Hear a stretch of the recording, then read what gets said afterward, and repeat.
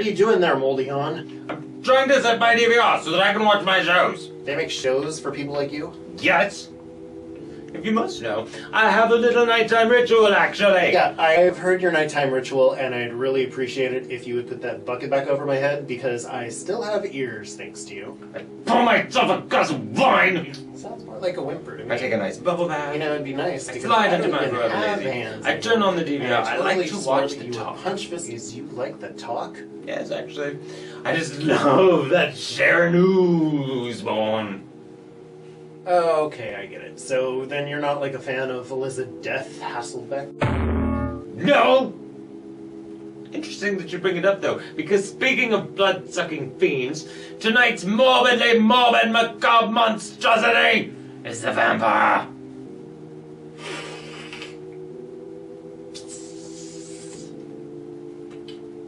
So get ready to sink your teeth into the fiendish fright of this next sight, the vampire. Are you done scaring Michelle Gellar?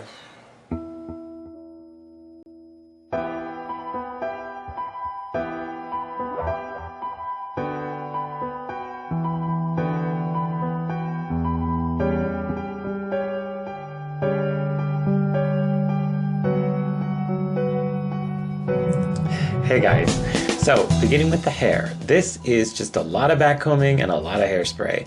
I was going for disheveled, but my hair is rigidly straight, so I did my best. The fingernails are a nod to Max Schreck, Gary Oldman, and Chris Sarandon in that order. These are gels professionally done in a salon. Probably the most important accessory if you're doing vampire makeup, the fangs. These are Scarecrow custom fit fangs. I have a review of them on my blog if you'd like to take a look, dustyohunter.com. All of the products that I'm going to be working with here are creams. The complete list will be in the description of the video as well as on the blog. When I'm working like this, I tend to mix colors, jump from product to product a lot depending on what's within reach and what I'm in the mood for. You can see what I'm doing here is adding a lot of color, a contour to the inner part of the socket and the brow bone.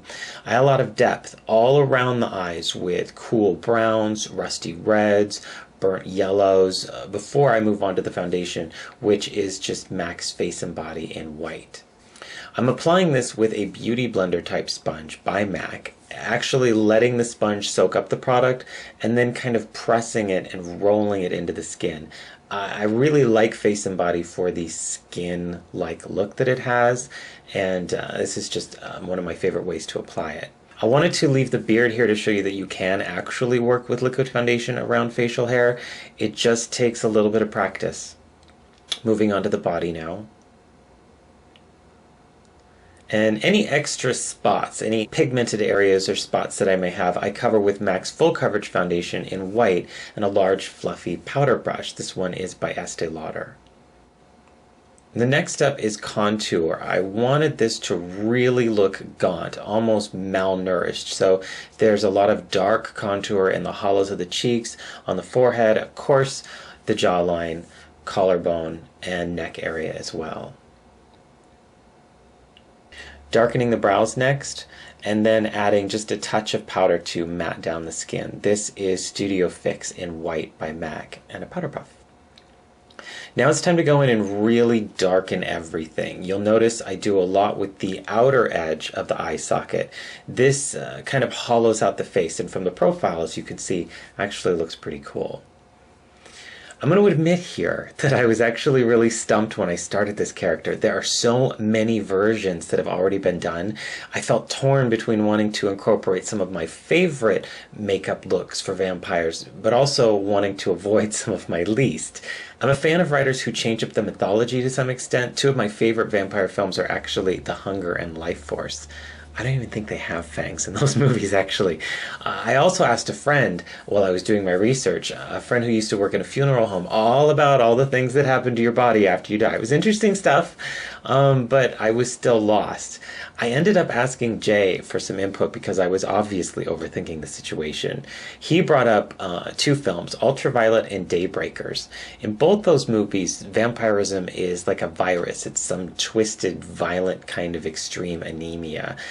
Working with that concept, he actually helped me direct the look of this character with dark sunken eyes and yellowish bruising around the sockets. It's something that I don't know if I would have otherwise considered, but I really love the way that it looks.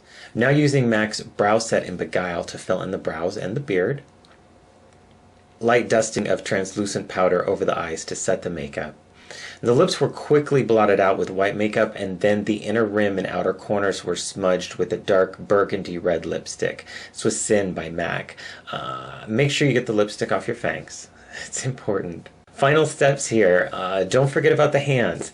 I added some color to the nails with some yellow skin corrector by Coastal Scents, and then some more browns and reds were rubbed into the nail bed to make them look old and bloodstained. More white face and body, of course, and dusting of powder before we move on to the contours of the hands. You can see what I'm doing is just working with the natural bone structure to really emphasize the length and try and make these fingers look really gnarled. Of course, it helps if you already have long, bony Madonna fingers like I do.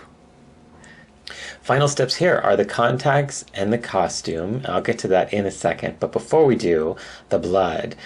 The blood that I'm using here is Fleet Street Blood Works, drying blood in dark. This is probably the best blood product I have ever worked with. It's also one of the most expensive. There will be a review on the blog as well, no surprise. I've actually heard that this blood is what they're using in the second season of American Horror Story. And just the same as the zombie look that I just did recently, this is a very versatile makeup look. You throw on any costume and you've got yourself an interesting character. A quick note regarding the costume here, I was actually originally going to do dressy. I wanted a nice dress shirt and a jacket. It was going to look more expensive. With the facial hair, it just didn't really fit with the character, so I took some time to kind of meditate on this and decided I was going to create my version of a Bruja. Any of you who've ever wondered how big of a nerd I am, now you know.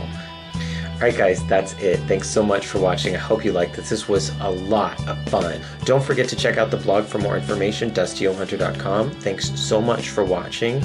Until I see you again, which will be soon, take care and drive safe. Welcome back!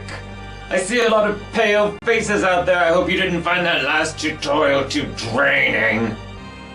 Be sure to check back next time, though, for more demonic demonstrations of dark delights and devilish despair. I fixed your DVR. Did you? Did you record the talk? No. I recorded the L word instead. What's the L word? We'll see. Is it librarian? No. Latrine? No. Lycanthrope? No. Leviathan? No. Loom? No. Libertarian? No. Licorice? Oh my gosh. No. Libyan? No. Lumberjack? No.